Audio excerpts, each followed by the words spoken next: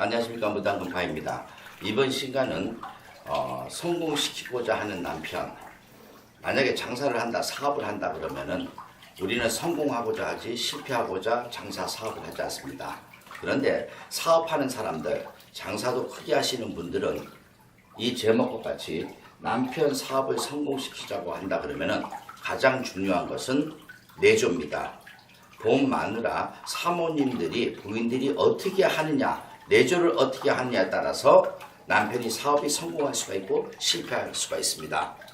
오늘 말씀드리는 것은 무당금파가 그동안에 제자 생활을 하면서 위로는 높은 사람들, 아래는 또 어려운 사람들 다 접하면서 쌓아오는 경험에 의해서 말씀을 드리는 겁니다.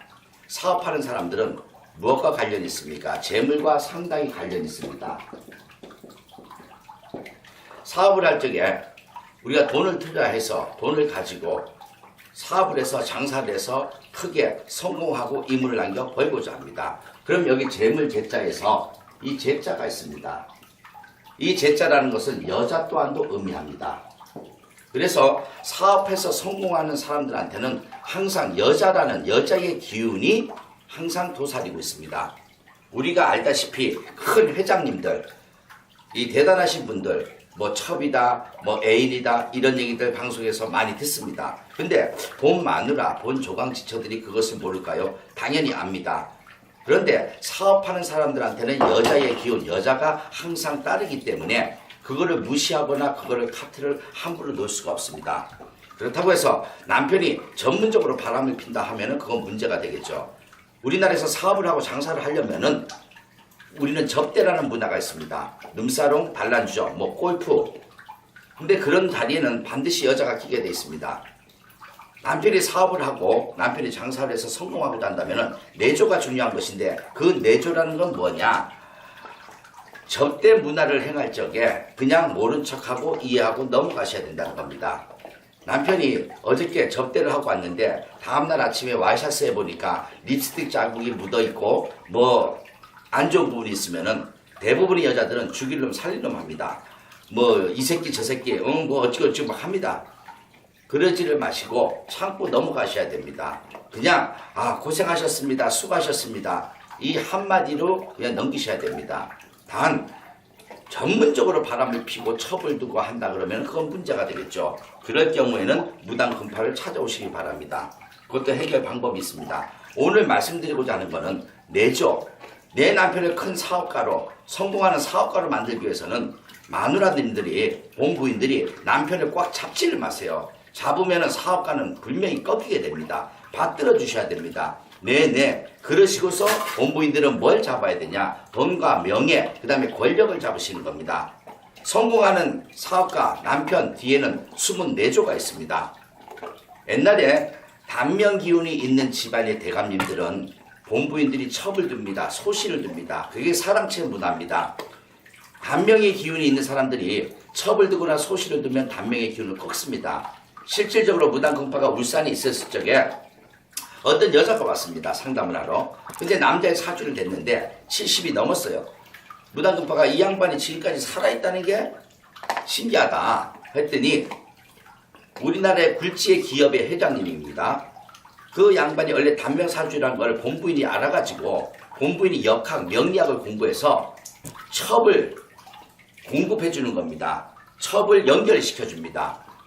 쉽게 해가지고 남편이 일찍 죽는 것보다는 남편이 사업에서 또 명예에서 오래 살고 회장으로 오래 있기를 바라는 마음에 본 마누라가 첩을 면접을 봐서 첩을 연결시켜줬는데 저한테 상담 온 여자는 첩 4번째 첩입니다. 근데 그 4번째 첩이 왜 왔냐? 옛날부터 첩이 첩골을 못 본답니다. 5번째 첩이 생길 때가 됐고 5번째 첩을 면접 보는 과정에서 이 4번째 첩이 뚜껑이 열려갖고 무당금파한테 상담을 하러 왔던 겁니다. 그만큼 높으신 대한민국의 대단한 그룹의 회장님, 마나님들은 벌써 레벨이 이만큼 올라가 있고 우리 일반인들하고는 생각 차이가 레벨이 틀립니다. 그렇다 해서 남편이 첩을 들고 남편이 애인을 두고 바람을 전문적으로 피는 것을 용서하라는 게 아닙니다. 단지 간단하게 우리나라 현실 여건에서는 접대 문화, 룸사롱, 단란주점, 골프, 또 해외여행 이런 것들이 필수적입니다. 어쩔 수가 없는 현실입니다. 그럼 그럴 때 여자가 동반이 됩니다. 당연히. 룸사롱에 가면 여자 아가씨들이 있죠. 단남수저 가면 남자들끼리 술 마십니까? 당연히 여자가 있습니다. 그러니까 그런 거를 눈 감아주시고 모른 척 하시라는 겁니다. 궁합에 어떤 궁합이 있느냐? 사업가의 자질을 타고난 남자 사주가 있습니다. 근데 대부분의 사람들이 95% 이상이 남자는 사업가 사주를 타고났는데 너가 사업을 해서 망해라. 쉽게 해서 그런 사주를 타고났습니다. 그 망하는 게 누가 망하냐? 많은 부인이 남편 유흥업소 가는 거 꽉 잡아 안 돼. 무조건 남편을 손바닥 위에 올려놓고 이러니 저러니. 그러면 남편은 경찰과 공처가가 돼가지고 부인만 보면 벌벌벌 떨어요. 그런 사람들이 어떻게 사업이 잘 됩니까? 실질적으로 우리나라 최고의 아파트 타워팰리스에 살다가 10년 뒤에 다 망해가지고 강남 영 모텔에 월 100만원짜리로 이사간 사람들이 있습니다. 그게 뭐냐? 남편이 애인이 있고 룸산다는 걸 다 카트 다 맞고 오로지 자기만 딱 한 결과갑니다. 사업하는 사람들한테는 재물, 재자, 이 재자가 여자하고 상관이 있습니다. 오해를 하지 마세요. 첩을 두고 전문적으로 바람피라는 것이 아니라 우리나라 접대 문화에 있어가지고 남편들이 접대하러 룸사롱하고 단란주하고 골프 뭐 이런 여러 가지 여건들 그거를 인정하시라는 거야. 어저께 갔다 왔어. 눈치가 그러면 모른 척하고 어저께도 고생하셨습니다. 사업을 해서 우리 가족을 해서 애쓰셨습니다. 이런 말을 해주세요. 알면서도 속고 모르면서도 속아주세요.